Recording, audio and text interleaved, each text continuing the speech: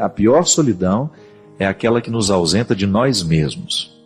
Vamos falar um pouquinho sobre isso, né? Porque às vezes a gente pode estar acompanhado, a gente tem pessoas do nosso lado, mas nós não estamos em nós mesmos.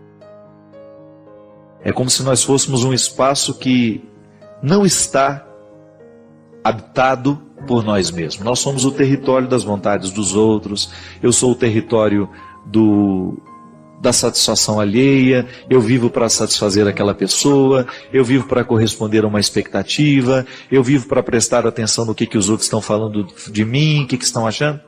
E de repente eu começo a perceber que eu vou vivendo tanto para fora, que eu me esqueci de viver um pouquinho para dentro, que só é possível viver com qualidade para fora aquele que soube cultivar a sua intimidade. Ser ausente de si mesmo é você não ter o cultivo diário daquilo que você é. Começar a ter um autoconhecimento e investir naquilo que você é.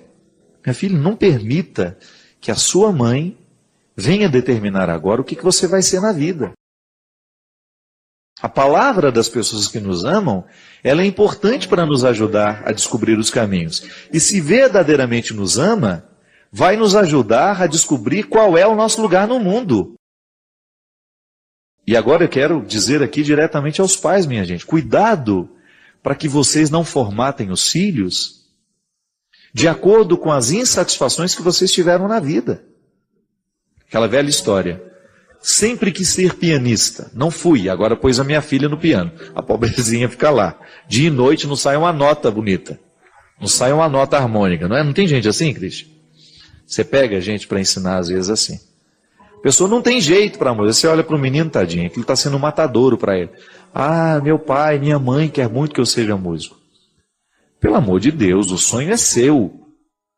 Dê ao seu filho a oportunidade dele descobrir os sonhos dele.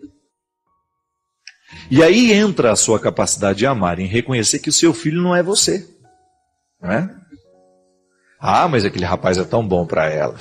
Cuidado. Aquilo que você considera bom para você, pode não ser o que para sua filha realmente vai fazer bem. Não estou falando da relativização de valores, viu, minha gente? Eu estou falando de decisões.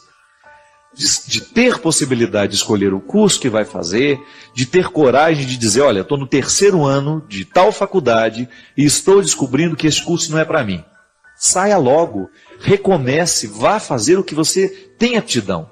Porque senão você vai ser aquele profissional que vai fazer direitinho só, mas não vai ser feliz. Vai ter que trabalhar todo dia, porque quem ama o que faz não trabalha nunca.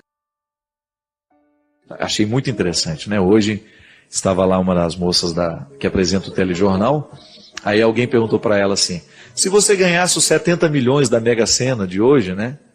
Aí ela disse assim, aí a outra, imediatamente, vai parar de trabalhar, né? Ela, imagina, eu poderia até fazer boas viagens, ter um pouco mais de oportunidades, mas deixar de trabalhar nunca. E ela falou isso no ar, assim, ao vivo, e eu achei muito interessante a espontaneidade. Ela falou assim, porque isso aqui é a minha vida, eu não consigo pensar a minha vida longe deste trabalho. Então veja bem, isso é ser feliz, é estar satisfeito. A partir do momento que você começa a permitir que o seu território seja o território do outro, você perde a sua qualidade humana. É por isso que a gente tem que, no cultivo, na descoberta, né? Ao me cultivar, eu descubro quais são as minhas aptidões. E vou intensificando o processo dessa busca, dessa luta, para que as minhas aptidões possam florescer. Agora, se eu descubro que eu estou sendo um território alugado para o outro, pelo amor de Deus, é igual amar, né?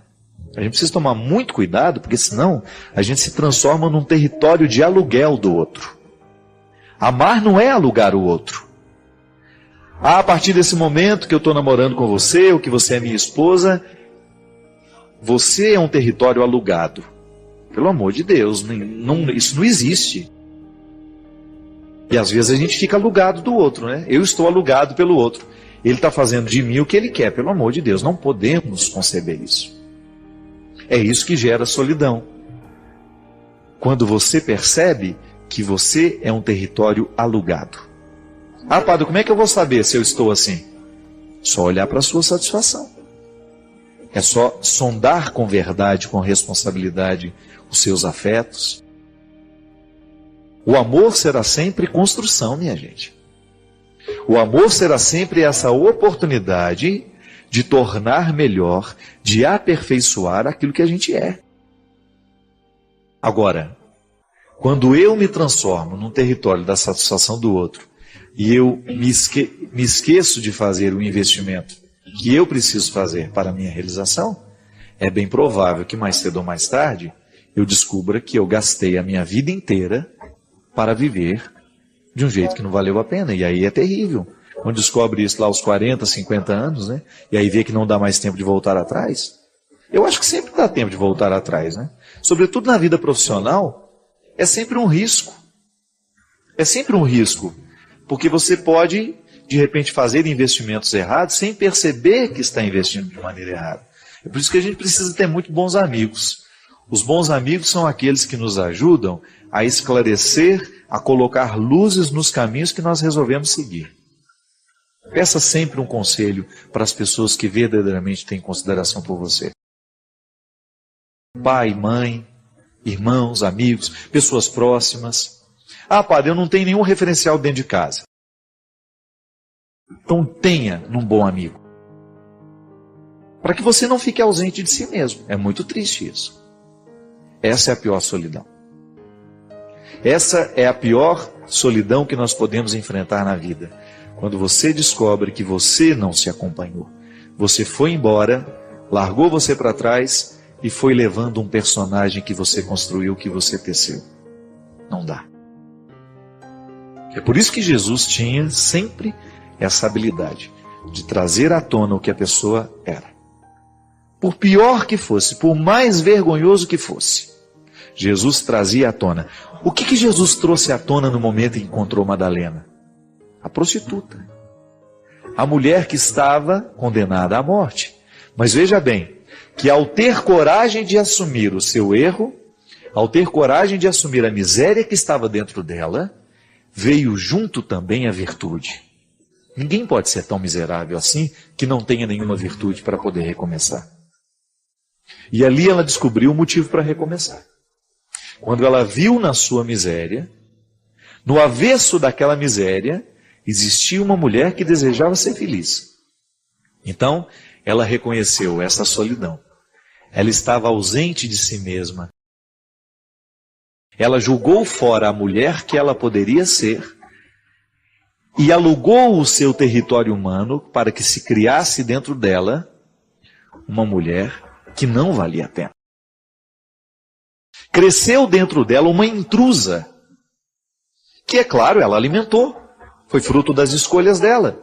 Ao aceitar-se prostituta, ao trabalhar e o tempo todo fazer escolhas erradas, ela foi construindo dentro dela uma mulher que não valia a pena. E então ela precisou desconstruir tudo aquilo de uma vez, naquele processo de humilhação, quando estava julgada no chão e uma multidão pronta para condená-la, ela precisou, naquela desconstrução, pelo amor de Deus, não valeu a pena o que eu fiz de mim. Olhem, vou dizer uma coisa. Essa deve ser uma frase muito dura. Essa deve ser uma frase muito difícil de ser dita. Eu não fui o ser humano que eu poderia ter sido. Eu não me transformei no ser humano que eu poderia ter sido. E aí faltou coragem? O que faltou? Faltou luz? Faltou alguém que dissesse? Faltou alguém que pudesse nos aconselhar? Nós não vamos prender naquilo que nos faltou. A gente vai se prender hoje naquilo que nós temos. Temos diante de nós um Deus que olha nos nossos olhos com coragem e nos desafia para ser. Não se ausente de si mesmo. Encha o seu coração de tudo aquilo que você tem de bom. Alimente o que você tem de bom. E a partir do momento que você alimentar o seu coração com a melhor parte da vida, você pode ter certeza que você vai ter a coragem suficiente para poder dizer não e dizer sim. Que um grande homem e uma grande mulher só pode ser verdadeiramente grande à medida em que diz de sim e não de maneira equilibrada. Vou atender aqui um e-mail da Maria Helena, que escreve assim: Padre Fábio, tudo na minha vida começou muito cedo. Aos 17 anos me casei, aos 18 veio um filho, primeiro, 37 anos a primeira neta, e muitos outros problemas nasceram a partir de tudo isso. Meu filho, com apenas 18 anos, namorou uma moça com 27, que logo engravidou e não deu certo. A menina mora comigo, hoje tem 16 anos, nós a criamos com muito carinho, sempre com muito amor e respeito. Estuda no melhor colégio da cidade e estamos passando por um problema bem difícil, a cada dia se agravando mais.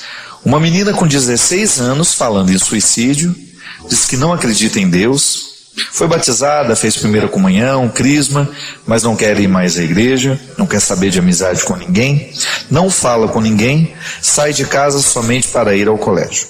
É uma ótima aluna, estudiosa, está no 3º ano do ensino médio, fala fluentemente inglês, está estudando espanhol. Foi convidada para estudar no exterior. Padre Fábio, tenho medo até de sair de casa e deixá-la sozinha. Não a deixo nunca. Quando tinha 9 anos, ela já me falou que queria morrer e que iria se matar. Logo eu procurarei a ajuda de uma psicóloga que continua até hoje fazendo terapia. Às vezes se revolta de tal maneira que não fala nem com a terapeuta. Entra muda, sai calada. Sempre fala que ama muito a todos nós, mas eu sinto, padre, que a revolta é grande parte pela falta da mãe, que aparece quando quer. É muita preocupação, muita ansiedade e medo que ela faça o pior. Gostaria muito que o senhor pudesse me ajudar com uma orientação, como devo agir. Sinceramente, já não sei mais se estou fazendo o certo. Por favor, me ajude. Helena, minha filha, você tem um problema que não é tão simples de ser refletido, porque existem muitos aspectos daquilo que hoje você conta, que você fala, que a gente desconhece. Agora, um fato que a gente precisa considerar. O que falta para essa menina é um pouco o sentido da vida, E quem é que nos dá o sentido da vida? É a história. O sentido da vida não é uma coisa que cai do céu. A gente vai assumindo aos poucos. O sentido é como se nós pudéssemos falar do elemento fundamental que faz com que uma construção fique de pé. No caso, nós temos um alicerce, que foi programado para fazer com que as paredes pudessem parar. O sentido na vida da gente funciona assim, para que a gente dê conta dos ventos, para que a gente dê conta das situações difíceis. Se eu tenho um sentido para a minha vida, se eu sei o porquê viver, as dificuldades que farão parte do meu processo, do seu e de todos nós que estamos assistindo o programa, essas dificuldades serão vencidas à medida que houver este sentido. Quando nós falamos que um adolescente, e você disse que ela desde os 9 anos já dava indício de que teria uma tendência ao suicídio, nós estamos falando de alguém que realmente precisa ser orientada. Recomendo até que você olhe um pouco essa terapeuta que está acompanhando o caso, se já não seria a oportunidade de você perguntar até para a própria menina de 16 anos, se ela não gostaria de fazer uma outra coisa, uma outra terapia, de repente mudar o tratamento, para que você não tenha que carregar esse peso sozinha. Isso não é uma realidade para você viver sozinha. E mesmo porque você precisa tomar algumas distâncias. Primeiro, ela tem uma história sofrida. É natural que essa estrutura que lhe faltou, de não ter uma mãe por perto, de ter nascido de um casamento que não deu certo, ou sei lá, nem sei se casaram, mas de uma junção que não deu certo, já começa traumatizando. E é por isso, minha gente, que eu aproveito essa oportunidade para dizer: colocar filhos no mundo não pode ser apenas um exercício de biologia, Nós precisamos tomar muito cuidado com os filhos que nós colocamos no mundo, porque são os pais os primeiros a estarem comprometidos com a construção do sentido da vida daquela pessoa. Construir um sentido para que o outro tenha condições de dar conta da própria existência. Como é que a gente constrói o sentido? Com amor, com palavras, com consideração, com gestos, né?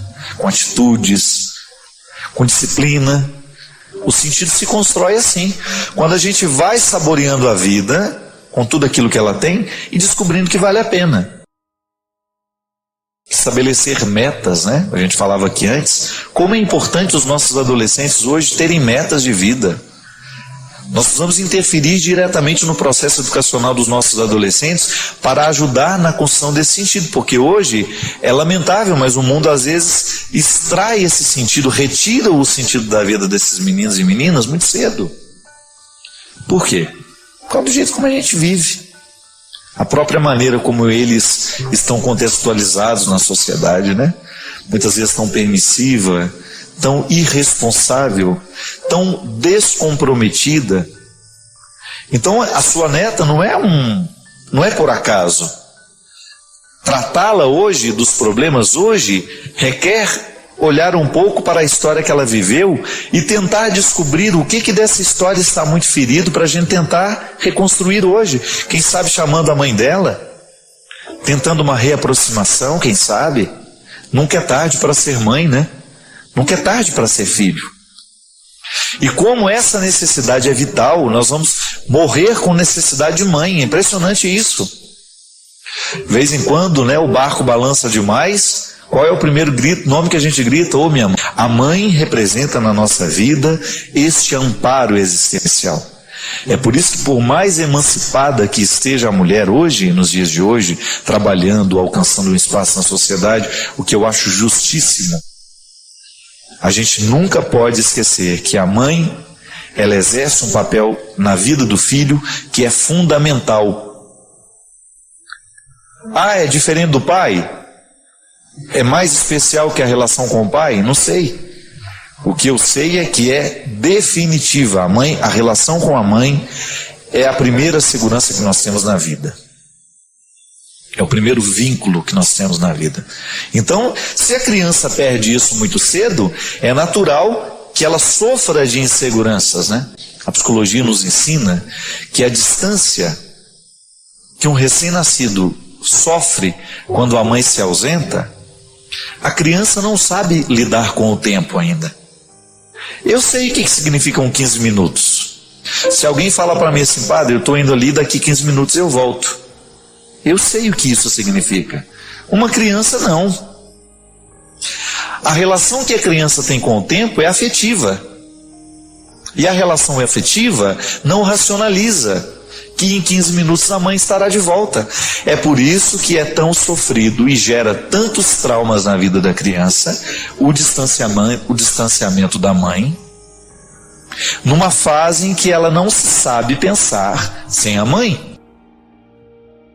Você pode até não concordar com Freud, você pode não gostar da teoria dele, mas este homem deixou alguns ensinamentos muito pertinentes para a gente poder assimilar.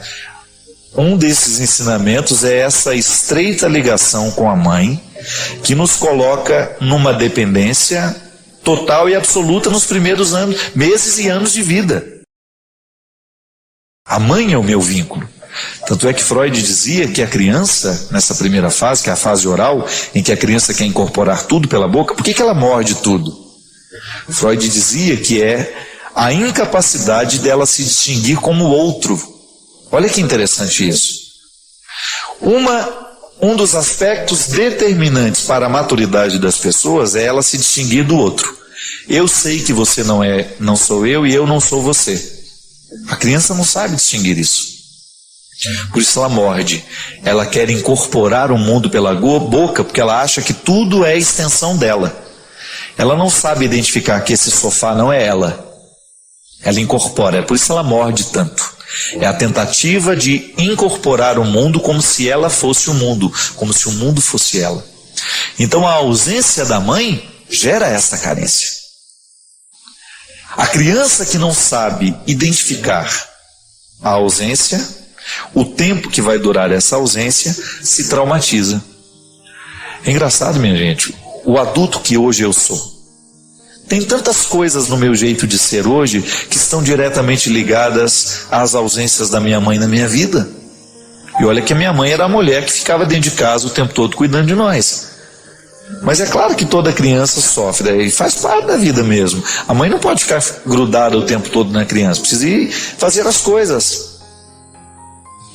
Mas o rompimento desta relação, ela gera traumas muito profundos na vida das crianças. E aí o que a gente vai fazer depois? Está lá o ser humano com problema, deu defeito, né? Com a peça. Não é assim, né, Evanilson? Quando dá o defeito numa peça, às vezes você olha para aquilo, não está funcionando direito, e agora? Às vezes nós somos igual uma máquina de lavar roupa, dá um defeito e ninguém sabe onde é que está o defeito. Então aí a hora, como na máquina de lavar roupa, a gente pode abrir e identificar onde é que está a peça estragada. Nós não temos esse jeito, senão você já teria aberto seu marido, né? Deixa eu ver por que esse homem dá tanto defeito, gente. Onde é que ele está estragado, né? Não tem umas pessoas que, se a gente pudesse, a gente abriria para saber onde é que está o defeito?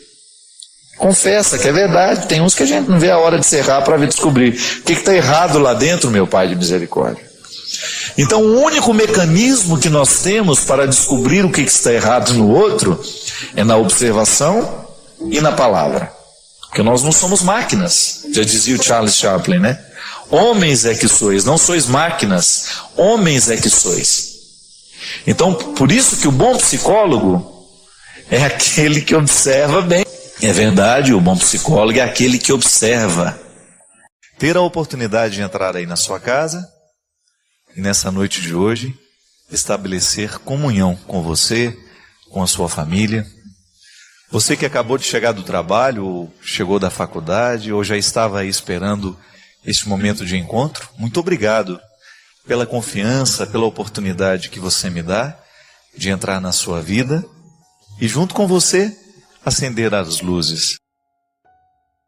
Não sei como foi que você enfrentou, pode ser que no seu estado não tenha havido, mas nós que passamos pela experiência do apagão essa semana, a gente descobriu, através de uma coisa boba, simples, né? Faltou a luz na casa da gente, a gente descobre a duras penas o quanto é ruim a gente ficar no escuro. Eu tive um agravante, eu descobri que na minha casa não existem fósforos. Você acredita num negócio desse? Tinha vela, mas não tinha fósforo para acender a vela. E depois de eu ter subido 5 andares, né, a pé, na escada, eu fiquei um pouco desanimado de voltar para buscar. A nossa casa é toda elétrica, né? Então faltou energia elétrica e a gente não sabe o que fazer da vida. Mas eu achei interessante que a primeira coisa que eu fiz quando eu entrei no apartamento, mesmo iluminando lá com o celular, foi colocar o dedo no interruptor. Né? A gente faz automático, né? É engraçado isso. Nós precisamos tanto da luz, nós somos tão necessitados da luz, que o cérebro não registra a informação de que não vai adiantar o interruptor. São as ações reflexas, né? Que a gente faz sem pensar. A gente faz porque a necessidade impõe. Impõe ao corpo, impõe ao cérebro. Nós vivemos e dependemos da luz. E naquele momento em que a gente não tinha os recursos da luz, a gente não sabe nem muito bem o que fazer. A gente perde um pouco a referência. Eu fiquei pensando, sabe, minha gente, no dia do apagão, que às vezes na nossa vida acontece a mesma coisa. Nós também passamos por períodos de escuridão, onde a gente fica meio perdido dentro de... Mas é verdade, a gente fica tão perdido às vezes na vida, que nós podemos fazer essa comparação. Da mesma maneira como a gente não sabia andar dentro da nossa casa, sem que a gente tivesse um mínimo de luz para orientar os nossos destinos, os nossos passos, na nossa vida acontece a mesma coisa. É aquele desconforto da alma, né? É aquele desconforto de você não saber que caminho seguir, que decisão tomar, o que é o mais certo fazer agora, para onde eu vou, como que eu vou contornar os sentimentos que estão me julgando num processo de escuridão. E aí, de repente, a gente descobre que há alguma coisa, alguém, alguma realidade que pode significar essa luz na nossa vida. Assim como alguém vem nos socorrer do apagão, vem nos emprestar um fósforo, vem nos emprestar uma lanterna, nos momentos de escuridão da nossa alma, nos desesperos que nós enfrentamos muitas vezes na vida, alguém também pode emprestar uma luz. E cada vez mais eu estou convicto de que essa luz ela vem através de uma palavra, ela vem através de um conselho. Eu fico fascinado, minha gente, com a capacidade que as palavras têm de fazer bem ao nosso coração. Pode fazer mal também, mas não vamos prender nisso hoje. Falar do quanto que uma palavra bendita pode abrir a nossa cabeça para compreender uma situação. Às vezes nós ficamos muito focados, né? A gente só enxerga o mesmo ponto do problema e a gente não consegue sair daquilo. Nós ficamos patinando em torno das nossas dificuldades e de repente alguém vem, olha nos nossos olhos e diz alguma coisa que tem o poder de clarear a nossa mente. E Deus age aí. Por que a palavra de Deus é tão importante no processo da nossa conversão? Por que é tão importante a gente mergulhar nas leituras sagradas? No Novo Testamento, no Antigo Testamento, nas palavras de Jesus, nas cartas dos grandes apóstolos, nos escritos dos grandes homens e mulheres que fizeram uma bonita experiência de Deus. E aí toda a literatura mística são pessoas que de alguma maneira acendem luzes dentro de nós. A palavra é sagrada por quê? Porque ela continua comunicando até os dias de hoje. A palavra orienta a nossa vida. Jesus é a luz do mundo. E como é que eu chego até o conhecimento dessa luz? Através dos sacramentos, através da pregação, através da leitura da palavra, através da instrução catequética, de todas as atividades que a igreja propõe, para que nós possamos mergulhar no conhecimento do mistério da luz. É assim que funciona a vida. Há momentos em que a escuridão vai abater sobre nós. E aí o que a gente vai fazer? Vamos bater a cabeça nas paredes ou vamos buscar a solução? Vamos buscar um jeito de encontrar uma saída? Vamos descobrir alguma coisa que possa iluminar o nosso destino para que a gente não continue batendo a cabeça, para que a gente não continue errando da mesma forma? Aí cada um reage como pode ou como quer. Que os apagões existem, isso é certo, é fato. Muitos de nós hoje estão meio apagados.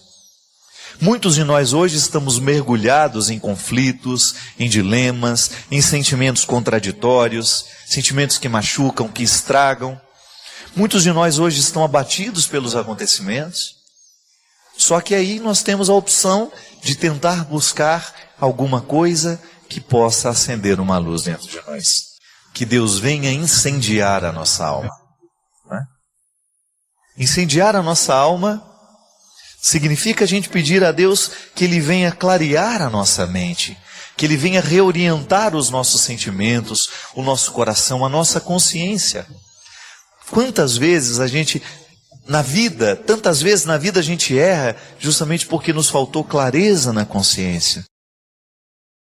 Faltou clareza no processo. É isso que a gente pede. Incendeia minha alma, incendeia minha alma, incendeia minha alma, Senhor. Deus possa acender em cada um de nós uma luz e possa nos ajudar a encontrar o caminho certo para que a gente percorra e que a gente venha sanar as dores, as angústias. Não é que Deus vai resolver os nossos problemas. Ele vai nos ajudar a acender a luz que a gente precisa acender para chegar à solução que nós precisamos encontrar. Toda vez que nós passamos por um processo de escolha, é natural que nasça uma angústia. O filósofo Sartre dizia que a gênese das nossas angústias está justamente nas possibilidades. Vai ficar mais angustiado aquele que teve mais possibilidades, porque ele pôde escolher. Toda vez que a gente toma uma decisão, minha filha, nós precisamos assumir as consequências dessa decisão e sofrer da maneira certa as consequências dela na nossa vida. O que a gente não pode permitir é que a gente comece a sofrer do jeito errado. Ao invés de lamentar o que perdeu, comece a estabelecer para você, quem sabe, um novo tempo, né? Um novo crescimento. Ocupe a sua cabeça agora, não do que perdeu, mas daquilo que você pode viver como profissional. Saber virar a página, saber dar um um novo rumo para a vida é muito importante para que a gente dê certo. Quantas vezes na vida nós passamos por aquela sensação de, nossa, e agora? O que eu vou fazer? E o vitorioso é aquele que administra bem esse momento. Porque os contrários da vida estão aí, minha gente. Às vezes a gente escolhe certo, às vezes a gente escolhe errado, mas vamos fazer alguma coisa de bom daquilo que a gente fez, daquilo que a gente escolheu. Ainda que você chegue à conclusão, Sheila, que você escolheu errado, descubra nesta oportunidade que você tem hoje um motivo para você ir além. Sair da zona de conforto, como você mesmo disse, não é fácil, né? Agora, é muito perigoso também a gente ficar na zona de conforto por uma comodidade, porque a gente não quer sofrer, porque a gente não quer se incomodar. Cuidado! Toda vez que você estiver muito confortável dentro das suas escolhas, questione-se.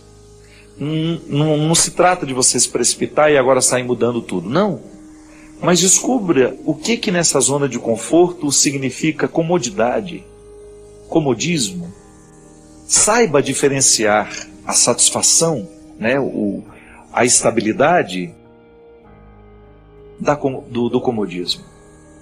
Nós precisamos crescer sempre. E essa zona de conforto, ela pode ser muito perigosa para o ser humano. Toda vez que você diz, eu já sei fazer isso porque faço isso há 20 anos. Cuidado, viu? Porque você pode estar muito ultrapassado na sua maneira de fazer, porque você não teve coragem de prestar atenção na maneira como outras pessoas fazem. Você corre o risco de estar perdendo tempo. Você corre o risco de qualificar um pouco mais o seu jeito de trabalhar, só porque você não teve coragem de prestar atenção naqueles que fazem diferente de você. Isso é muito importante. Na zona de conforto, a gente ter a oportunidade de descobrir onde posso ser melhor. Não é nenhum problema você descobrir na vida esse conforto, né, de você saber que você está sendo quem você deve ser.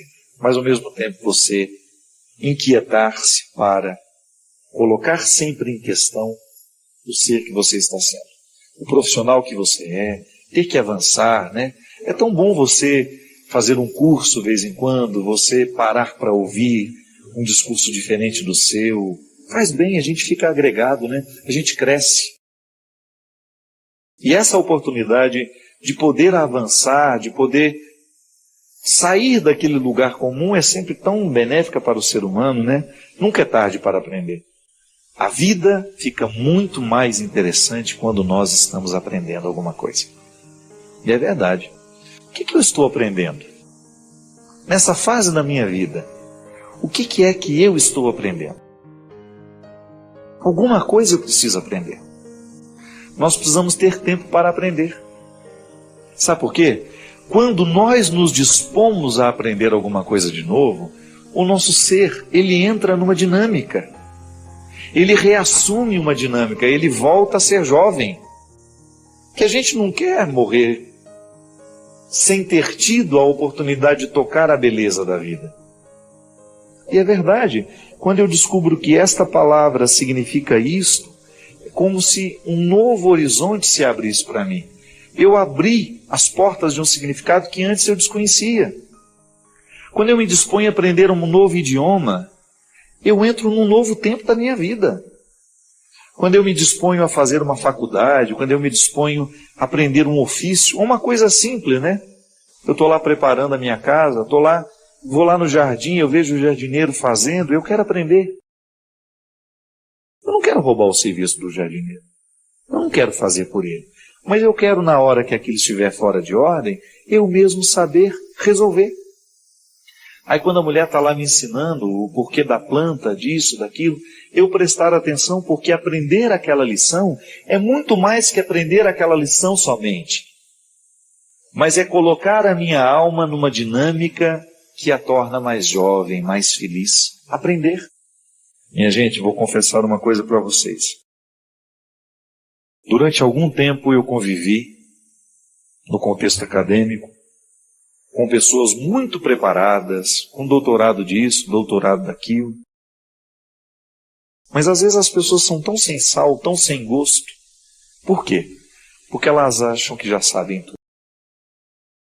Mas eu também tive a oportunidade de, no mesmo contexto acadêmico, de gente muito bem preparada, encontrar gente que sabe muito, mas finge que não sabe. Porque quando finge que não sabe, ela tem a oportunidade de estabelecer um encontro que possa lhe proporcionar alguma sabedoria. Não se mostra pronto. A gente se interessar por aquilo que o outro faz, que a gente aprende. Aprender talvez seja hoje a maior urgência, porque a gente coloca a nossa alma numa dinâmica nova.